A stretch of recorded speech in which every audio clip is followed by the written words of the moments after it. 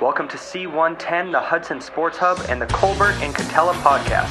Now your hosts, Jared Colbert and Joe Cautela. Give them a thumbs up. We are live. Okay. Ladies and gentlemen, welcome to the first episode of whatever podcast we're going to call this on C103, the Sports Hub. I'm Jared Colbert, followed by fellow associate here, Joe Cautela, and our sound effect guy, Tom Brown. I almost forgot your last name for a second. Speaking of Brown, that's a football team, and we're going to talk about football right now. NFL free agency is upon us, and we got some top signings in the past week here, and some not signings yet, but we'll get to that. So, Joe, what do you think about some of the top signings here? Okay, well, I'll go with Alshon Jeffrey. I think that was a big signing with the Eagles. They really needed a number one receiver. They only signed him for 1 year for $14 million, but it's a good way to build their young QBs, start him going, and hopefully he'll re-sign back Alshon Jeffrey. Yeah, just give Carson Wentz some options there because he really didn't have anyone. He had Riley Cooper, sort of, but he wasn't that good. He got in trouble for saying the N-word to someone, and then he still played football after that. But and then, of course, after that, Calais Campbell signing with the Jaguars for a 4-year deal worth $60 million. It's a lot of money for someone who's on the wrong side of 30, I believe. I believe he's 30-something. Yeah, and the Jaguars. Does Calais Campbell deserve 4 years, $60 million? Well, I don't know if they should have done 4 years, but for the money, he's been pretty good for the Cardinals for the past few years. So I think he deserved the money, but I don't know about the years because there's always a drop-off when players reach that 30. And do you think this is going to help the Jaguars in any way? Because remember, last year, they had a huge free agency splurge, and they did worse. I think they did worse. Yeah, they did. And so does this addition of Calais Campbell and then even A.J. Bouye. Yeah, that's right. Do you think this helps their defense sort of push them over the edge? I think their defense wasn't more the problem. It was more of Blake Bortles. He was he had the wide receivers he needed, but he just wasn't letting. They weren't doing good. I don't remember what their record was exactly. They were 3-13. 3-13, yes. That very bad for the young talent that they have. They're not really growing, and I think they the Jaguars need to make a good pick in the draft for a QB. You already think they should move on from Blake Bortles? Yes, or at least like scare him a little bit. At least competition drives improvement. Exactly. There's not really any good QBs in free agency. I guess they could try to get Tony Romo, but I don't think that's worth it. There's not really any good quarterbacks in the draft either. A lot of people are saying it's sort of a dry group of quarterbacks in this one. I don't know. Deshaun Watson from My mom always said life was like a box of chocolates. You never know what you're going to get. Exactly. You never know what you're going to get in the draft there. That's true. Blake Bortles had a great rookie season. Do you think the rookie season was his true self, or do you think it was more of his previous campaign that was his true self? Well, hopefully he's going to do better with the team that he's got this year. I think that last year showed under pressure because I feel like there's more pressure on him in last year because of how well his team was built, and that they only went 3-11, or not 3-11, 3-13. Yes. So I feel like last year really showed the real Blake Bortles, but hopefully he can prove me wrong. I'm going to go ahead and move on to the next big free agent signing we got here. Of course, our hometown Patriots signing Stephon Gilmore to a pretty large contract. What do you think about this signing? Was he worth it? Is he going to help? I feel like they a little bit much with the money, but they really needed a new number one cornerback after losing Logan Ryan, and they could be losing Butler. There's been things going on with that. So that was a good signing, and also taking him away from a divisional rival, the Bills, which was also – and he's a very young player, and he's going to be a good cornerback to build around for the future. And speaking of Malcolm Butler, what do you think – if Malcolm Butler were to leave, would you blame Malcolm Butler for just being too stubborn and leaving, or would you blame the Patriots for not fighting to keep him as strong as they should have? Yes, I feel like the Butler, from what I heard, heard this from ESPN, that he wants around the same money, and Bleacher Report, that Stephon Gilmore was paid, and he's kind of frustrated. Mm-hmm. Does he deserve that much money? I don't. He was not a top. We got a caller on the phone right now. Who is it? Who are you? Where are you at? Massachusetts. Repeat that. Repeat that from the start. We couldn't hear you for the bit. Hey, I'm Cam Seslick from All right. Hudson, Massachusetts. Hello, Cam. All right, go ahead, Cam. Yeah, my question is about Dante Hightower, and if you think he is going to re-sign with the Patriots or sign with another team like the Titans or the Jets. I know he's had some meetings with them. Just wondering what you guys think. Thank you for taking my call. All right, thank you, Cam.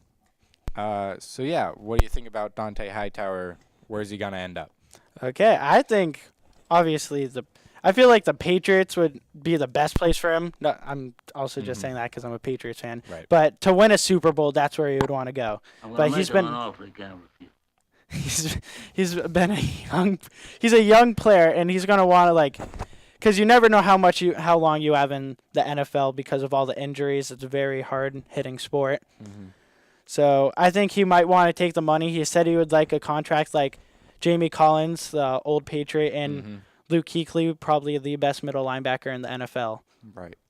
What do you think, Jared? Well, I think, honestly, in my opinion, it's time for Belichick to just pay the man. This guy's done a lot for this team in the past 5 years. He's been a starter with us. How long has he been on the Patriots? 5 years, right? Yeah, 4 or 5 years. So he's done a lot for this team. It's time to pay the man. He's won 2 Super Bowls with us. He was our star linebacker last year on this Super Bowl winning team. It's time to pay the man. Give him what he wants. Make sure he stays here for a while. Just keep him around. I agree. They need because they don't really have, after losing or trading Jamie Collins last year. Now they don't really have a starting middle linebacker, and that's the one thing that they need to make sure their defense is dominant. Yeah, they don't. If you don't have Hightower on the team, you don't have that defensive anchor that's really going to captain your defense, especially if Malcolm Butler go ahead and decides to leave. There's no one really on defense besides Hightower. Devin McCourty. Devin McCourty, I suppose. But he's more the secondary. He's a secondary guy. We need that guy up in the front 8, front 7, however many it's to always just sort of be there around. Moving on from Hightower, other potential free agent signings, we got Adrian Peterson. Yes. He's garnered a lot of interest, but so far no one's bit. Why do you think that is? I feel like believe he's around his 30s or is already in his 30s. Yeah, so he's in his 30s, and not that many teams are looking for running backs this year. Well, there are, Seahawks and Oakland. They just lost Latavius Murray. He's still in free agency. But why would you give someone like Adrian Peterson, who's going to want a lot of money, because he's been a star player in the past years, when you could draft a rookie? The draft class this year for running backs is very good. And when you can be getting a rookie for paying him only the rookie contract instead of paying Adrian Peterson, who's not guaranteed to be doing a lot for his age, and having to pay him way more, probably triple or quadruple. And it looks like we're having another call on the line. Here we go. Caller, go ahead. Hello. First-time caller, long-time listener. Okay. Thanks for having me. I would love to see Adrian Peterson in a Patriots jersey. That's all I wanted to say. All right. The Purple Jesus coming to New England, rushing for 1,500 yards. That's what I want to see. I'm out. Thank you for your call. Thank you, Dan. He never said his name. Okay. Yeah, me too. I've spoken about this before the show started. I don't know why the Patriots aren't looking at Adrian Peterson. They're going to lose LeGarrette Blount. Their other 2 reliable sources in the backfield are Dion Lewis and James White, but they're both sort of young, quick, receiving backs too. Quick receiving backs. You need that one guy to just power through them up the middle. What do you think about that? I agree. Blunt, I believe he had 18 touchdowns this season. I think Blunt should have came back to us, but obviously he thinks he's better than the Patriots now and wants more money. So Adrian Peterson would be a great pickup for the Patriots. I wish they would go after him, but I feel like Belichick, he does have the history of picking up older players. And like Revis, how we got him. Right. And we do need a running back. For just like how you said that we don't really have a number one running back. And Adrian Peterson, if they try to stack the box, Brady can air it out to his new receiver, Brandon Cooks. Exactly. And you want to talk about Brandon Cooks' trade? Brandon Cooks. I like the acquisition of Brandon Cooks, I felt, and not having to give up Malcolm Butler was certainly a plus on that. Although I don't think they could have traded Malcolm Butler if they wanted to because of his restricted free agent status. But we kept Butler. We get Brandon Cooks. The only concern I have is we don't pick until the 3rd round, if I'm correct. We have no draft picks until the 3rd round. It's like the 72nd pick, I'm pretty sure. I'm not sure exactly. But now, obviously, I trust Belichick. He has 5 rings. I guess he knows what he's doing. But is it reasonable for him to trade away all these draft picks, all these high draft picks, for a couple pieces? Is it smart of him? I feel like not the only reason, but one of the reasons why he traded away our 1st round pick is because he feels like he's going to try to get another 1st round pick back from either a Butler trade or trading Jimmy Garoppolo. But trading these, I feel like Belichick's more for now than the future because obviously Brady old and so is Belichick, and they're just trying to improve their legacy, and while they're good, improve on it now. And I feel like in the future when they're gone, we're not going to be doing too well. Speaking of that, we have another caller here. Caller. All right. Caller, go ahead. You're on the air. Hi, I'm a big New York Giants fan, and I think Eli Manning is the best quarterback in the whole NFL division. Thank you for calling. Okay, let me start off on this. Yes. First of all, caller, whoever you may be, you are dead wrong. Eli Manning sucks. He is a terrible quarterback. He can barely carry a franchise. He won 2 fluke Super Bowls, all right? 2 flukes. No one can claim. Peyton Manning, in his final year as a Bronco, was better than any Eli Manning season ever. That's a bit much. No, Eli Manning sucks. I do agree. What's your opinion? He's not that good, especially with the weapons he has, and just picking up by the way, the Giants did sign Brandon Marshall, so now they have Odell now and another Brandon excuse to make Eli Manning look like he's good because he's tossing to But Odell they have Beckham Jr. Yeah, they have they just throw him like quick slants to Odell, and he's running for 80 yards. Exactly. All right. Hypothetical. For some reason, Brady's on the Giants. They have way more than 2 Super Bowls. Stick Eli Manning on the Patriots. They have 0 Super Bowls. You can't say that. I'm going to say that. Because we still have the greatest coach of all time. Still the greatest coach of all time. No, Belichick Eli Manning sucks. Yeah, I can agree. He's not that good. All right. I'm as mad as hell, and I'm not going to take this anymore. I'm going to move on from that left Eli a bad Manning, taste in my mouth. Oh, God. Here we go. Another caller. Let's see what these guys have to say. Caller, you're on. Hi. Hello. How's it going? So, how do you feel about the Miami Dolphins? You know, them being really good this season, and they have a new coach who's from Hudson, where we're from. Oh, yeah. Thank you for the call. That is right. Their new defensive coordinator, I believe, is a Hudson native. I believe he played on the Hudson football team way back when. Yes. But, you know, as much as I'm going to root for the Hudson native, I don't think the Dolphins are going to do too good this year. They haven't been good in the past. They haven't changed their on-the-field team much. I mean, they were 10-6 last year. That's respectable. But the fact of the matter is Ryan Tannehill is still not an elite quarterback. They just don't have a lot of options. Did they lose Jarvis Landry in free agency? No, he's still on the I don't think he was even a free agent this year. I'm crazy. I feel like they lost someone, though. They Point is, they didn't get much better from last year. Do you believe that if they got a better quarterback, they would have a better chance to, or be a better threat for the Patriots? I think any team with a better quarterback is a better team.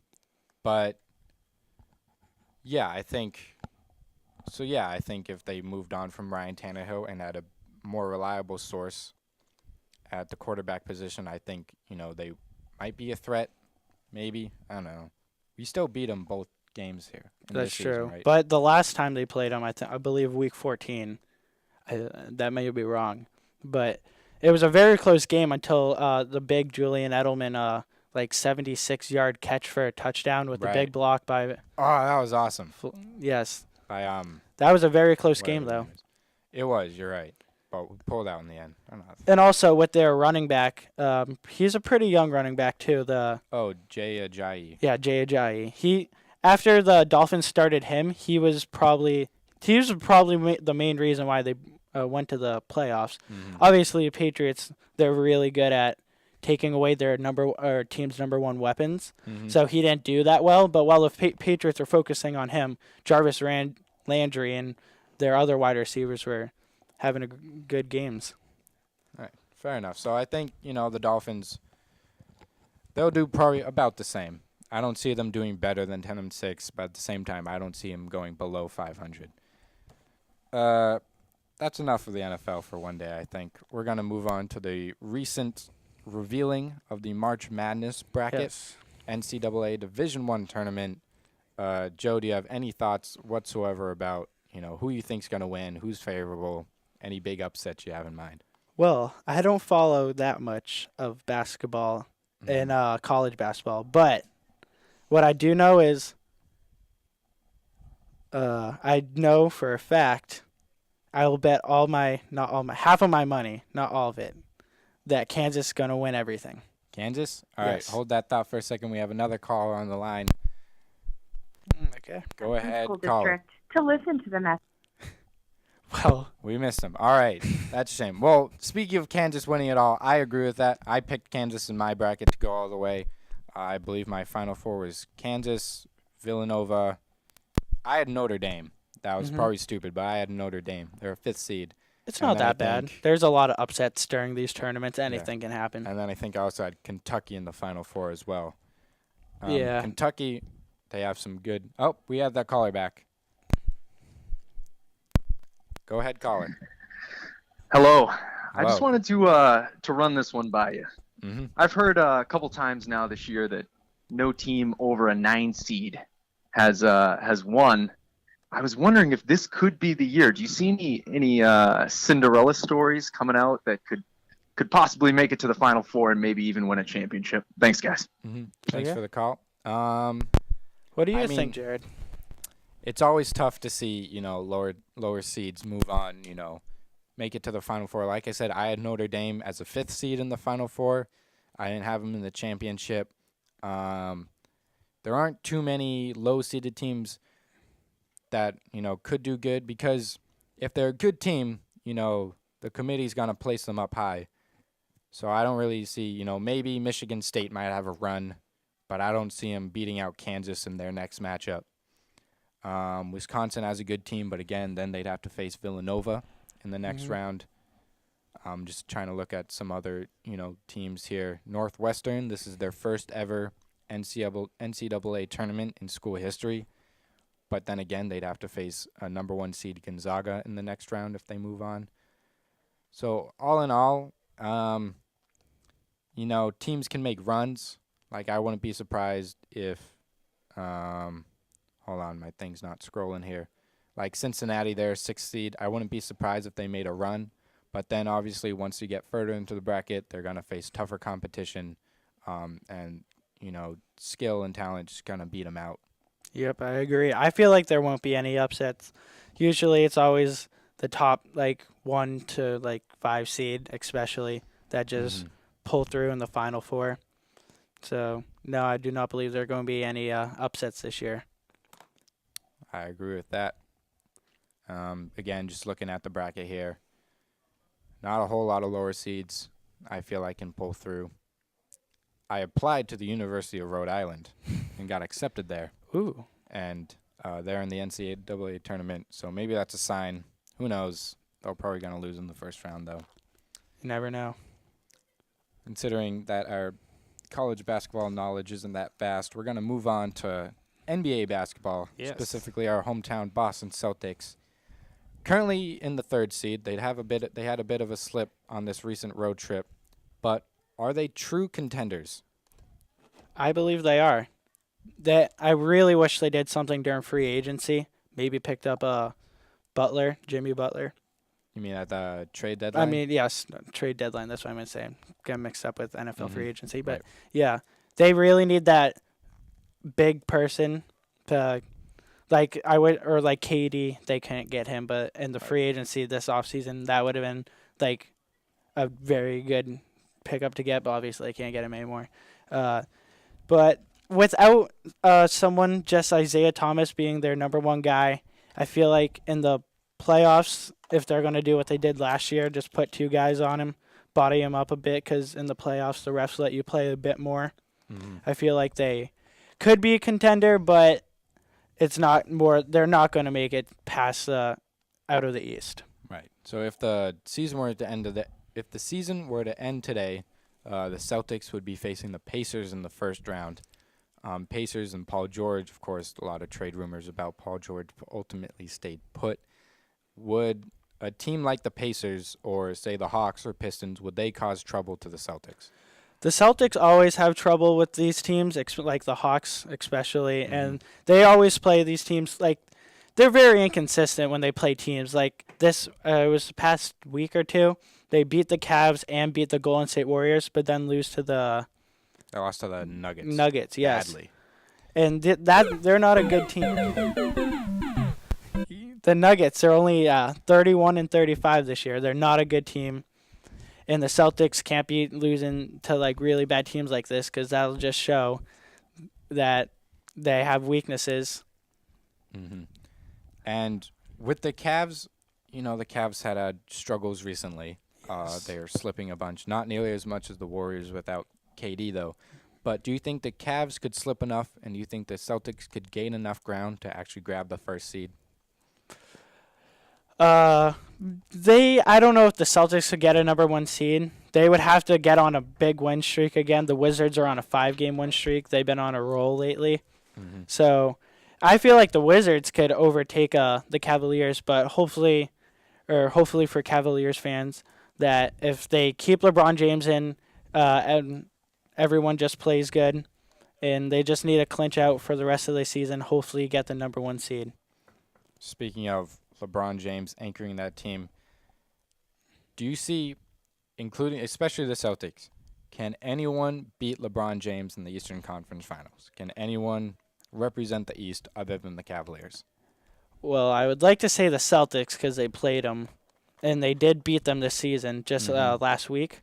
But they also had a few injuries. I don't know if there is a team. The Cavs have been to how many straight finals? 2, 3? Cavs has been to the past 4? 2. 2? LeBron James, past 6. 6, yes.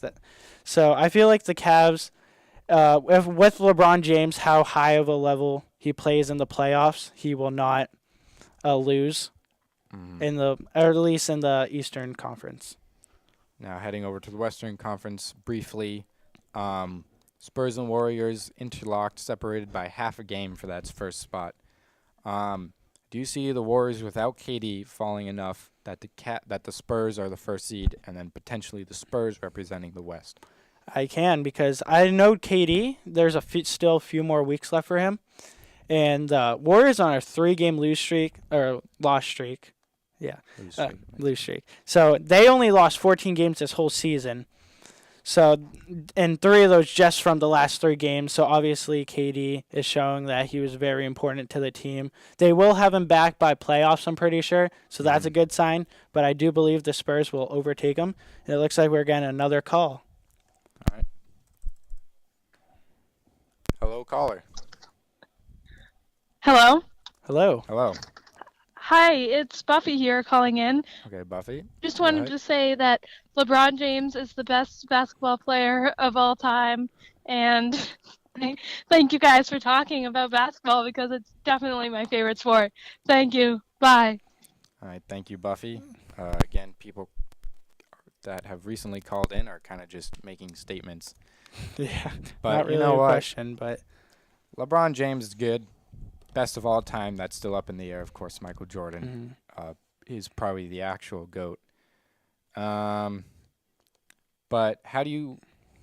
I don't really want to get into the whole LeBron James versus Michael Jordan talk because the game of the 80s and the 90s is probably way different than the game of today. But just what do you think about LeBron James? Has he really earned this debate of whether he's the greatest of all time? yes, definitely he's the greatest basketball player on planet Earth right now playing. But he also one thing first with the comparing with LeBron James and Michael Jordan about the rings. You can't just judge a player on his rings. Like I guess like Tom Brady, you say he's the greatest QB of all time because of his he has 5 Super Bowl rings. But he's backed it up.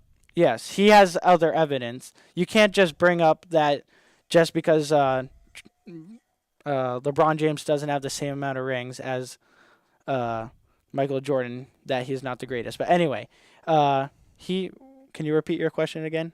Has he earned the discussion of being compared to Michael Jordan? Oh yeah, for sure. He's definitely in top for all-time greats. Definitely top 10. He's definitely shown that he's very important to a team, and I believe he should be like, if you define MVP as in most valuable player, like the team needs him, he should be the MVP every season and not just by points. Because think about it, he's been to 6 straight championships, and look at the Miami Heat now. They're not even contenders anymore since he left. Well, also you could say because of his teammates as well. But also the Cavs, he joins, and now they're best team in the East, and they have been for the past 2 years. So Michael Jordan, he's also great, obviously. I think he's the best ever. But LeBron James definitely earns a spot to be in the conversation. All right, speaking of MVPs, this year's race for the MVP, people are talking about it like it's a 4-person race. Of course, you got Russell Westbrook with second most triple-doubles in NBA history, James Harden leading the Rockets to a 3rd seed at this moment, Kawhi Leonard of the Spurs, LeBron James of the Cavaliers. But Isaiah Thomas is currently ranked 5th in the key MVP race. Should he be mixed in the conversation with the rest of those guys? Is he as good as Westbrook, Harden, Leonard, and James? So the problem is not Isaiah Thomas's offensive game. He's definitely the best, or not the best, but top 3 for scoring. It's his defensive ability that the other guys beat him on. Look at Russell Westbrook or James Harden. They're getting rebounds, and it doesn't look like... And it does not look like they are... like here, stats for this season so far for Isaiah Thomas. He's averaging 29 minutes. He's getting for some points. He's averaging. What are you looking? Points is over. Oh, right here. Yes. 29.2 points per game this season. Yes, this season. I think that's the most in the league. Is it? I know it has been at some. No, points. it's behind. I think it's behind Westbrook. Yes. So second most in the league, most in the East. But the problems is, I know he's very good on offense, but like 0.1 blocks a game, that's terrible. He's getting 6.1 assists. That's okay. Respectable. He could be doing better at that. But 2.6 rebounds, that's where he's 5'8". You're not really expecting someone who's 5'8" in the NBA where you're playing a bunch of 7-footers to get rebounds. But that's why people are choosing choosing other players. But if, like I said before, the definition of MVP, Isaiah Thomas, like most valuable player. Without Isaiah Thomas, the Boston Celtics would not be as close to the 1st seed as they are right now. Has the Celtics played games or a stretch of games in which Thomas was not in the lineup? I'm trying to remember if he was. I can't remember. For a little bit. Numbers without Isaiah Thomas, because you look at the way the Celtics are built. they're really just an all-around team. Every player is all around. And I'm going to hold my thought because we have another caller on the line. You're a live caller. Hi, yeah, I just wanted to say that Isaiah Thomas is so good. All right, thank you. Okay, that's it. All right. Thank you very much. Yeah. That was our resident Isaiah Thomas caller. Isaiah Thomas pretty good. Checking he us is in on pretty how good. good he's doing. He is really good, but the way the Celtics are built, you could take any of the starters out of the lineup, put them in with someone else, and they'd be almost as good. I know. The sub-above difference is the... I know. Thought that was a sound effect for a second. I know that when we had... Oh, we have another caller. I'm going to keep holding my thought. Go ahead, caller. You're alive. I just wanted to say that Isaiah Thomas sucks. And I don't know if you guys know Muggsy Bogues. He's from the 90s. Similar player to Isaiah Thomas. Yes. Much better player. I've heard of him. That's all. Great actor in Space Jam. Was he in Space Jam? He lost his talents. Oh. Wasn't he the guy that was very small? He's like 5 foot, like 5'3". Oh, 3. Yes. Well, I here's don't. the thing with Muggsy Bogues, who I just learned about. What's your thoughts comparing Comparing Muggsy Bogues to Isaiah Thomas? Well, you look at his career history. He bounced around a bit early in his career, and often. He never stayed on one team. No, he stayed with the Hornets for like 9 years. We got another call coming in.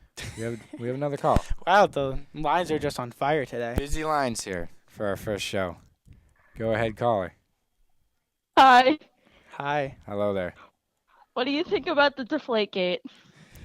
All right. Well, moving on. We're changing the subject completely to football again.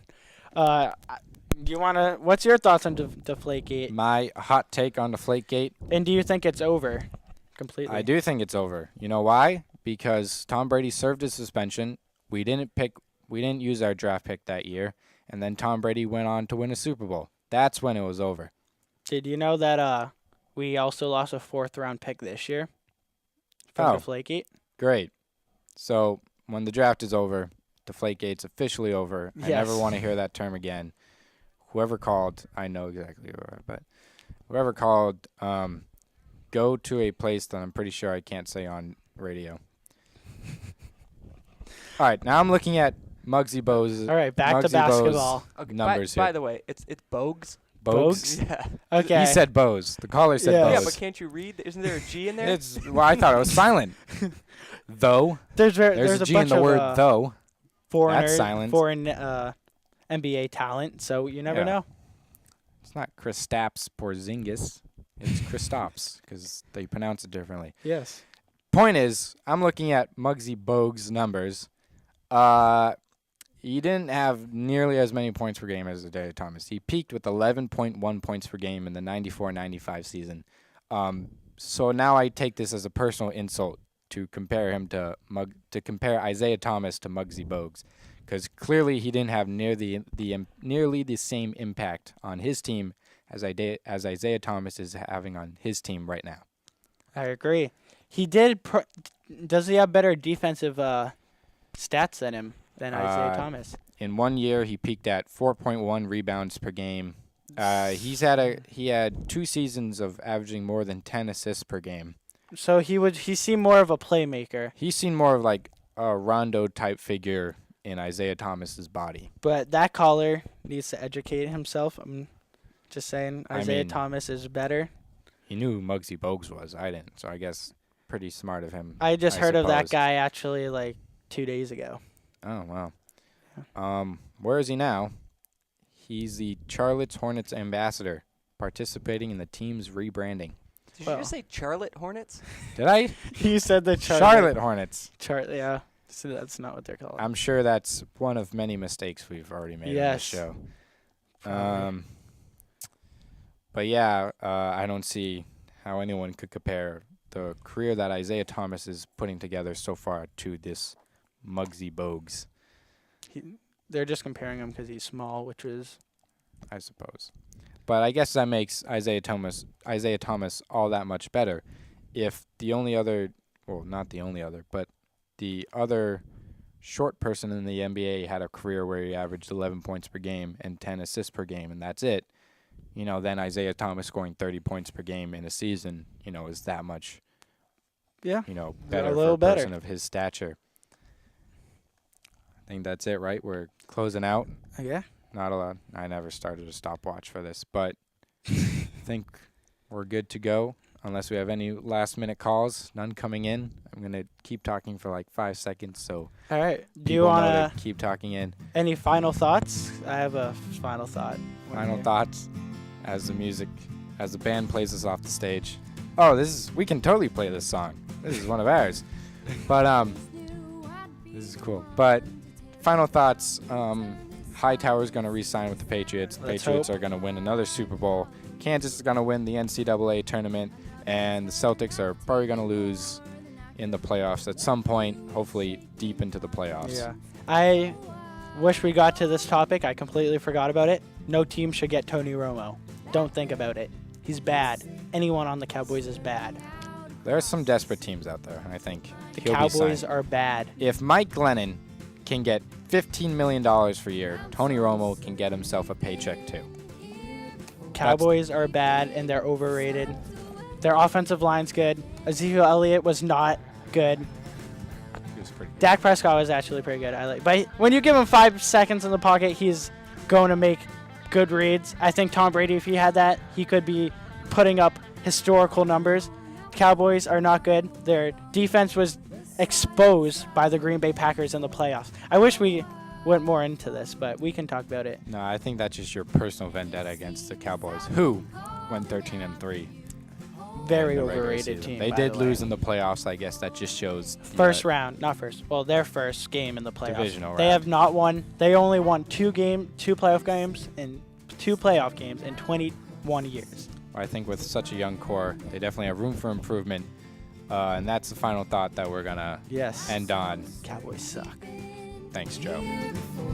We've been swept